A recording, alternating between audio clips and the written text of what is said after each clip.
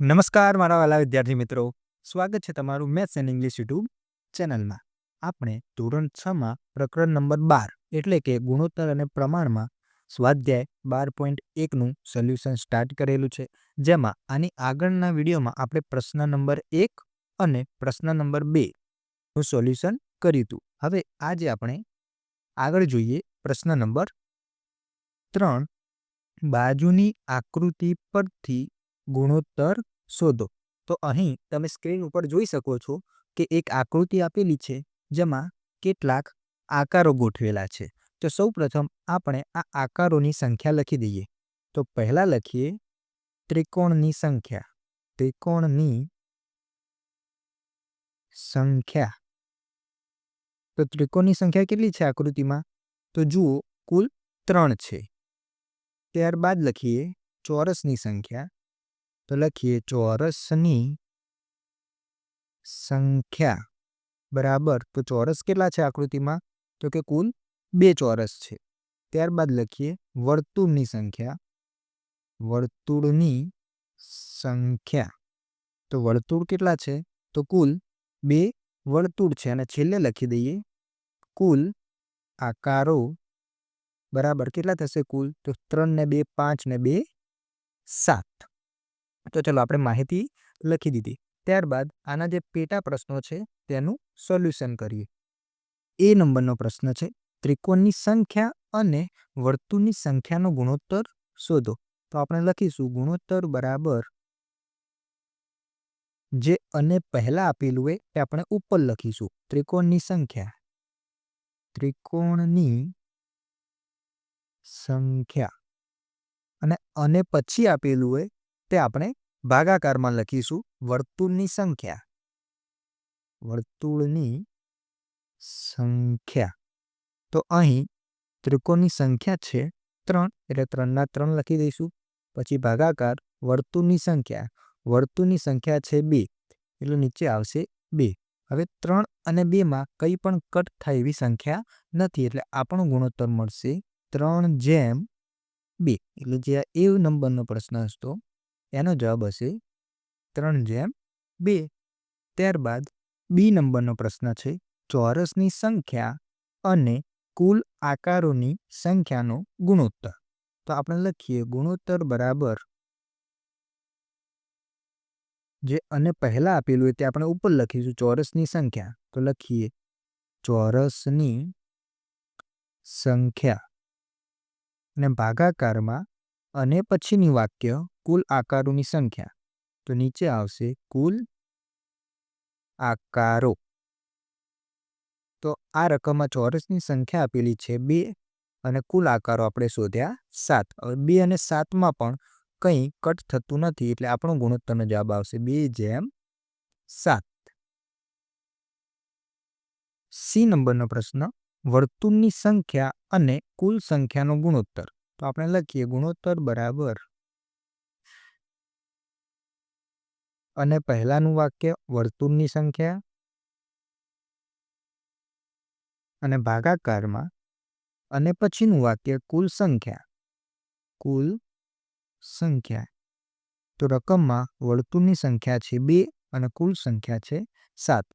આ દાખલામાં પણ 2 અને 7માં કંઈ પણ કટ થતું નથી, તો આપણો જવાબ આવશે 2/7. ત્યારબાદ પ્રશ્ન નંબર 4 છે, હમીદ અને અખ્તર અનુક્રમે 1 કલાકમાં 9 કિમી અને 12 કિમી અંતર કાપે છે. હમીદની ઝડપ અને અખ્તરની ઝડપનો ગુણોત્તર શોધો. તો અહીં શું આપેલું છે?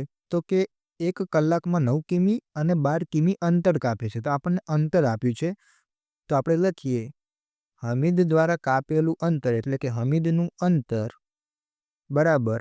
જો અહીં પહેલા હમીદ છે એટલે જે પહેલું અંતર આપ્યું તે હમીદનું હશે 9 કિમી. તેવી જ રીતે અખ્તરનું અંતર બરાબર 12 કિમી. આપણે શોધ્યું અંતર આપેલું છે, પરંતુ આપણને પ્રશ્નમાં પૂછ્યું છે હમીદની ઝડપ અને અખ્તરની ઝડપનો ગુણોત્તર. આપણે ઝડપનો ગુણોત્તર મેળવવાનો છે. તો હવે ઝડપ એટલે શું થાય? તો ઝડપ એટલે થાય 1 કલાકમાં કાપેલું અંતર અથવા તો એકમ સમયમાં કાપેલું અંતર. તો અહીં બંને જણાએ સરખા જ કલાક એટલે કે એક જ કલાકમાં અંતર કાપ્યું છે. એટલે કે જે અંતર આપેલું છે તે જ એમની શું બની જશે? ઝડપ બની જશે. જે અંતર આપ્યું છે તે જ એમની ઝડપ બની જશે. તો આપણે લખીએ ગુણોત્તર બરાબર હમીદની ઝડપ ભાગ્યા અખ્તરની ઝડપ. તો હમીદની ઝડપ બનશે 9 કિમી અને અખ્તરની ઝડપ બનશે 12 કિમી. હવે 9 છે તો 9ને આપણે લખીએ 3 ગુણ્યા 3 અને 12ને લખીએ 3 ગુણ્યા 4. 3 ચોક 12 થઈ જશે, 3 તરી 9 થઈ જશે. ત્યારબાદ અહીં 3 3 કેન્સલ થઈ જશે એટલે ઉપર વધશે 3 અને નીચે વધશે 4. એટલે આને આપણે ગુણોત્તરમાં લખી દઈએ 3/4. આમ હમીદની ઝડપ અને અખ્તરની ઝડપનો ગુણોત્તર મળશે 3/4. ત્યારબાદ પ્રશ્ન નંબર 5 છે નીચેના ખાના પૂર્ણ કરો. અહીં 4 ગુણોત્તર આપેલા છે અને 4 ગુણોત્તરની વચ્ચે બરાબરનું ચિહ્ન આપેલું છે. જેનો મતલબ શું? તો કે આ 4 ગુણોત્તર સમાન છે. તો ચલો અને વચ્ચે જે ખાના આપેલા છે એમાં કઈ સંખ્યા આવશે તે આપણે શોધવાનું છે. તો સૌ પ્રથમ હું આ બે ગુણોત્તરનો ઉપયોગ કરીને આ સંખ્યા મેળવીશ. જેમ કે આટલે આપેલા છે 15/18 બરાબર બોક્સ ભાગ્યા 6. હવે આનો મતલબ શું થયો? તો કે નીચે 18ના 6 બન્યા છે એટલે કે અહીં ભાગ્યા 3 કરવામાં આવ્યા છે. એટલે 6 તરી 18 બની જશે. એટલે 18ને હું 3 વડે ભાગીશ એટલે આટલે 6 જવાબ આવ્યો. તો મારે ઉપર પણ કેટલા વડે ભાગવા જોઈશે? તો કે જેટલા વડે નીચે ભાગીએ એટલા જ વડે ઉપર ભાગવા જોઈએ. એટલે ઉપર પણ 3 વડે જ ભાગીશું. તો 15ને જો 3 વડે ભાગીએ તો આપણને જવાબ મળશે 5. આપણને જવાબ કયો મળશે? 5. તો જે પહેલું બોક્સ હતું તેમાં જવાબ આવશે 5. પહેલા બોક્સનો જવાબ આવશે 5. ત્યારબાદ હવે હું આ બે ગુણોત્તરને સરખાવું એટલે કે 5/6 બરાબર 10/. બોક્સ. હવે જુઓ આટલે ઉપર 5ના 10 થયા એટલે કે 5ને 2 વડે ગુણવામાં આવ્યા. તો જો ઉપર 2 વડે ગુણ્યા તો નીચે પણ આપણે કેટલા વડે ગુણવા જોઈશે? 2 વડે. એટલે કે 6 દુ આપણને મળશે 12. 6 દુ આપણને મળશે 12. એનો મતલબ જે આ બીજું બોક્સ હતું એનો જવાબ આવશે 12.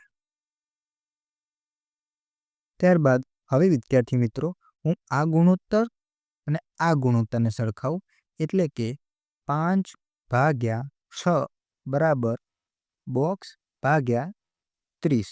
તો અહીં તમે જુઓ 6ના 30 થયા એટલે 6ને કેટલા વડે ગુણ્યા?